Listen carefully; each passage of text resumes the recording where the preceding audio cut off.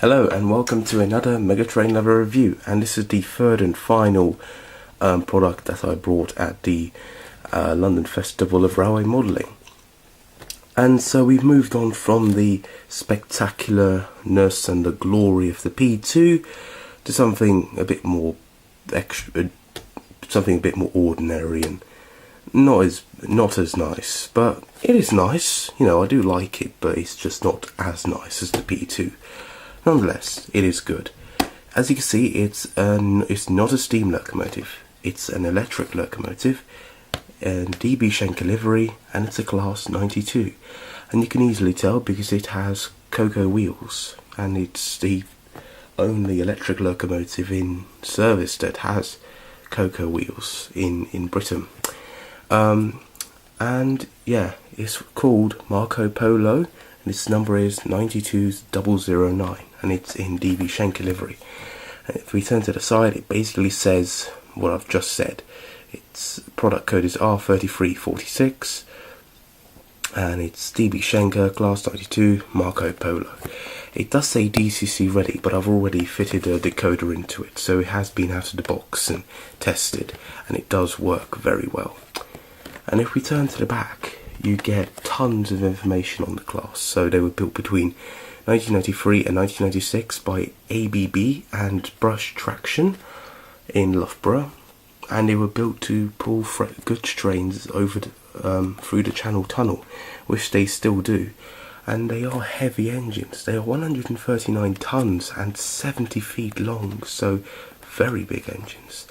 And it also talks about this particular engine. So it was 96009 was entered service in 1996, 16th of April, and was called Elgar until June 2009. And then when DB Schenker obtained it, it was renamed Marco Polo in August 2011. And then you just get a blueprint of the class, although actually it's of the model itself. Why couldn't they get a picture of the real model, the real engine? I don't know, but oh well, that's not what's important. As you can see, it's in the new style packaging again, so all the locomotives are brought at the London Festival Railway Modelling are in the new style packaging. So you just pull the outer sleeve off, like so, and here you have the model, which comes out like so, and you have the instruction sheet for this particular class of locomotive.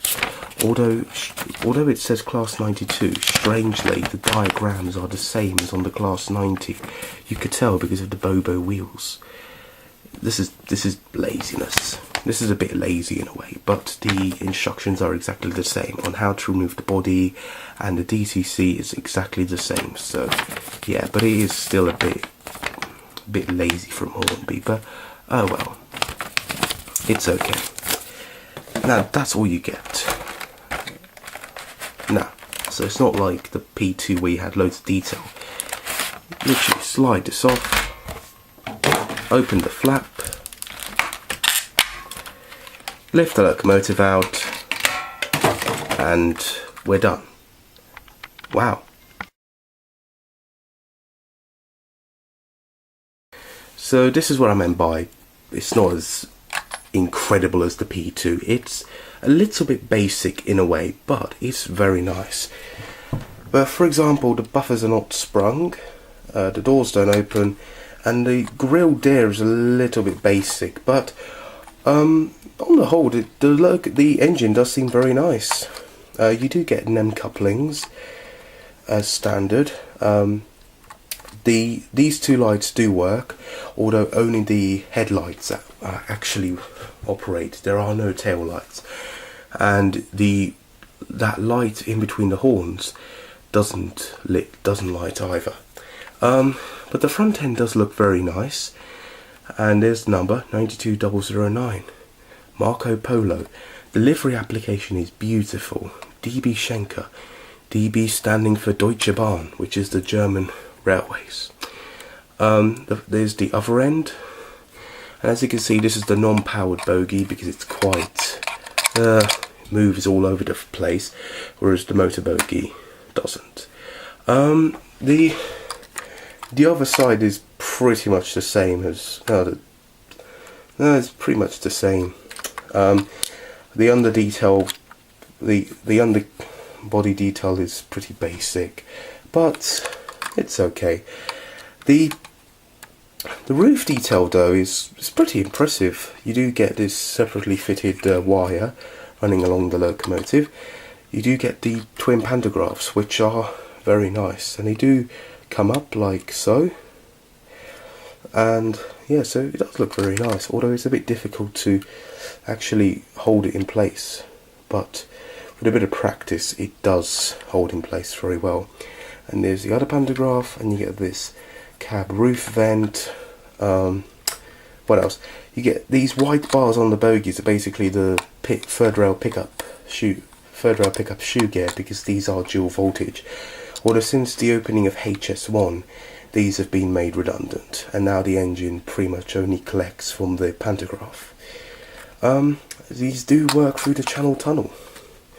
Very, very interesting, and they are extremely powerful engines. So while this model only has one motor here, this has all axle. All the motors are powered. I mean, all the axles are powered. It's a very, very powerful locomotive indeed. So yeah, there's not much to talk about, because although the detail is a little bit basic, it's actually very nice. This is basically an updated version of the original Lima model, which came out during the 90s. But anyway, let's put it on the track and see how it performs. So here we are on the layout, and here's the Class 92 Marco Polo. Now, most people would say that there is no front and back because it can be driven from both ends, but because this is the motor bogie, this will be the front. So let's put it on the track, and it's a bit difficult because there are so many wheels, but let's just give it a bit. Yep, seems like all wheels are on the track. And let's put the pantograph up, like so. Select its number, which is number 4, and turn the lights on. Oh, it doesn't want to work. Wait. What if I give it... There you go.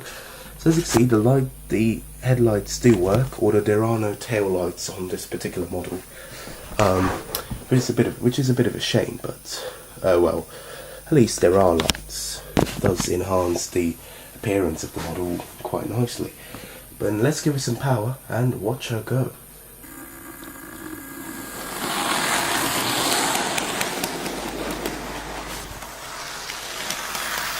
Wow, it's running very well. As you can see, very, very smooth.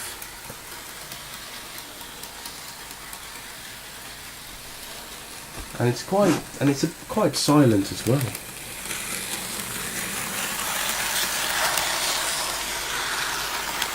So this is at halfway, this is running in speed.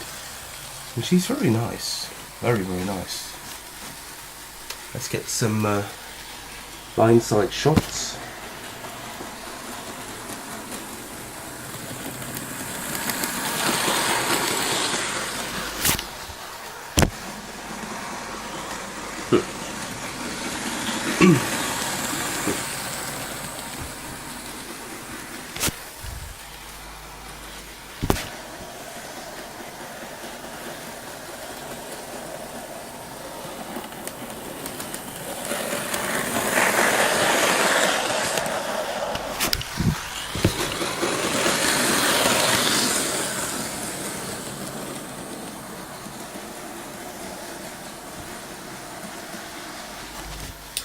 So yeah, as you can see, she is running very well.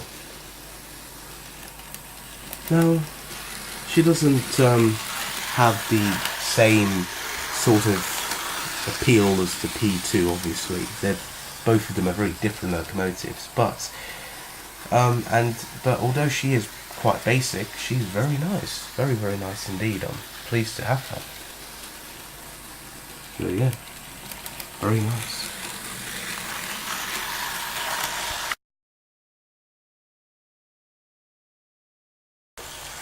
Just to conclude this video, I definitely recommend her. If you're modelling a modern era layout, she's definitely required. But otherwise, I do recommend it to everybody who likes AC traction or electric trains in general, because she is a must-have. She is also my first electric locomotive, as in, I do have some electric multiple units, but I don't have electric locomotives. So yeah, very good. So thanks for watching, and hopefully I'll see you later in another review. Bye bye.